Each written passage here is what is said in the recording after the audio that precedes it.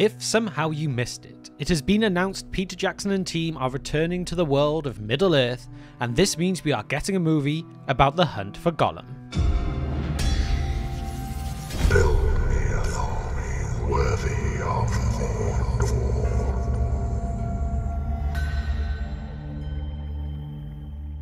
If you would like to know more about what has been announced, I put out a video yesterday discussing what was revealed, what it may mean, and whether this appears to be a good thing or not. However, for this video today, I thought it would be more interesting to look into what actually happened during the hunt for Gollum, as this is what the first movie is going to be about.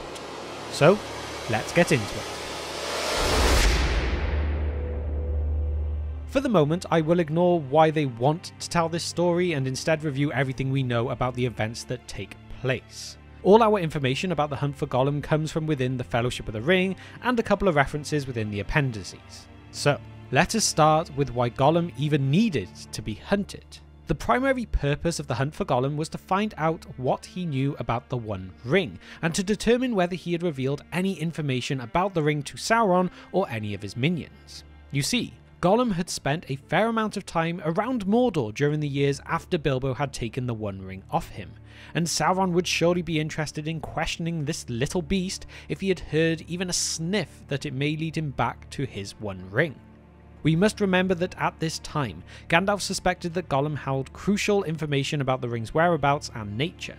Gandalf had come to realise with near certainty that that little trinket Bilbo had won from Gollum in the Misty Mountains was almost definitely the One Ring to rule them all.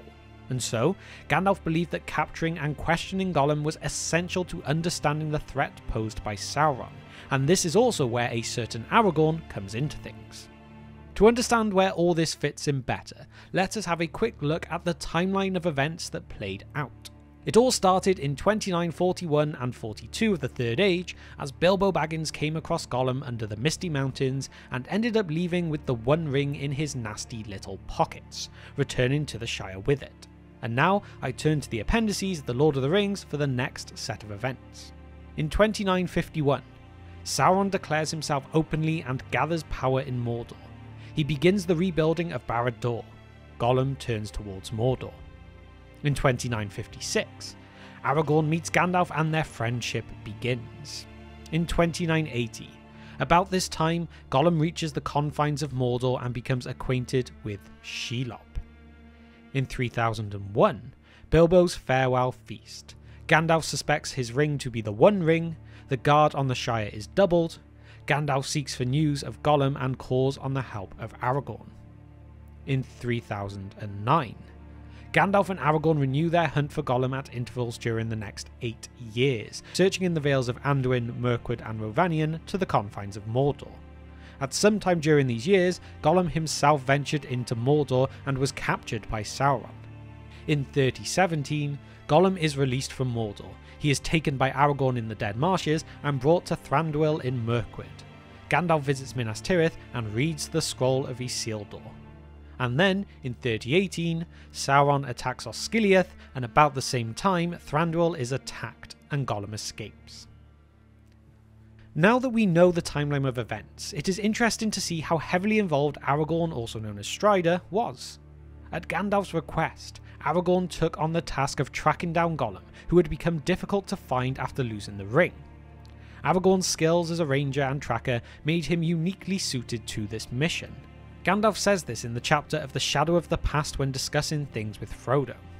The trail was long cold when I took it up again, after Bilbo left here, and my search would have been in vain but for the help that I had from a friend, Aragorn, the greatest traveller and huntsman of this age of the world.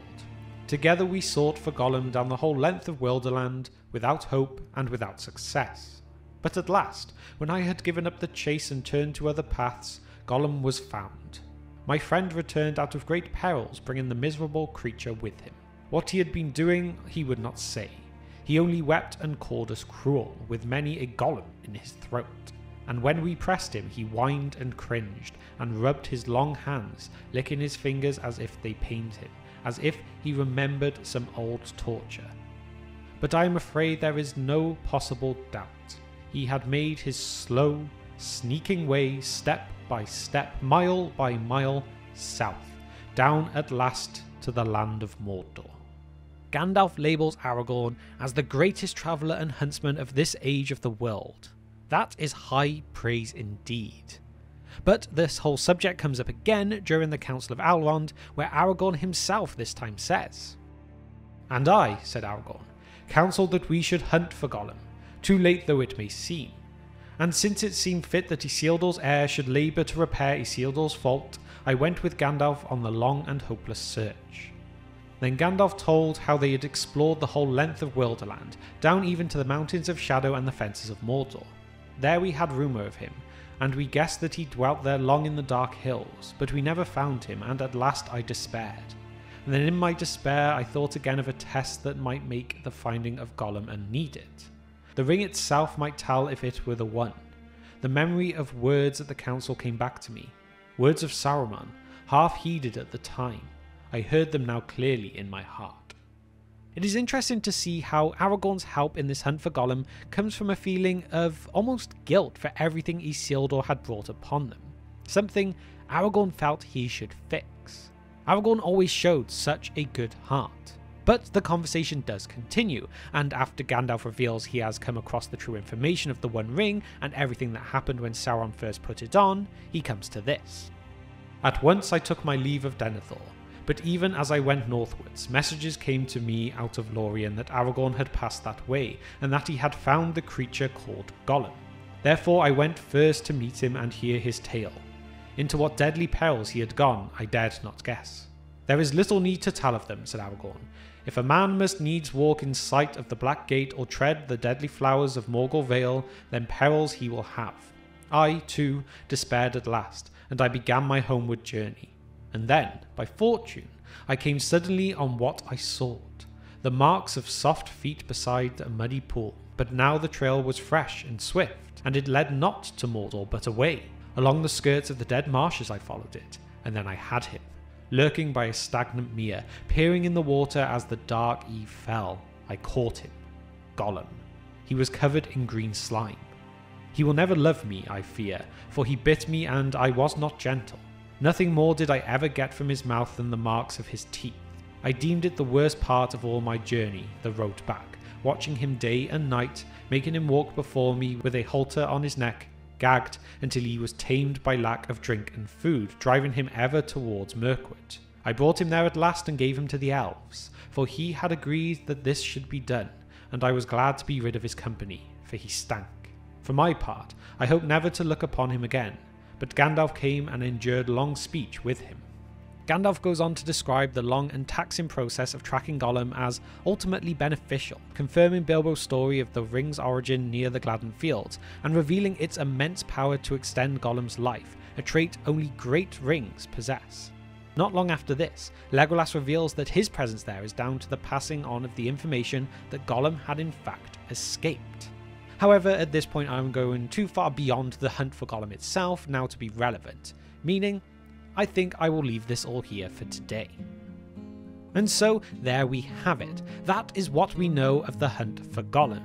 As you can kind of see, there isn't all that much information. And as I end here, I would very much like to shout out the fan film of the same name already up on YouTube, which I will leave a link to in the description down below. Just before recording this, some information came out that Warner Brothers have in fact copyright stricken that film, which I think is a disgrace. So hopefully if we can make enough noise, they will release that strike. It is a great film, it has been out for so many years, and it does not deserve to be hit. So let's see if we can do something good and get that film back up. But anyway, as for my tale today, the hunt for Gollum is crucial as it establishes several key plot elements in The Lord of the Rings, such as the awareness of Sauron's forces that the ring has been found, and the danger that this poses to everyone involved.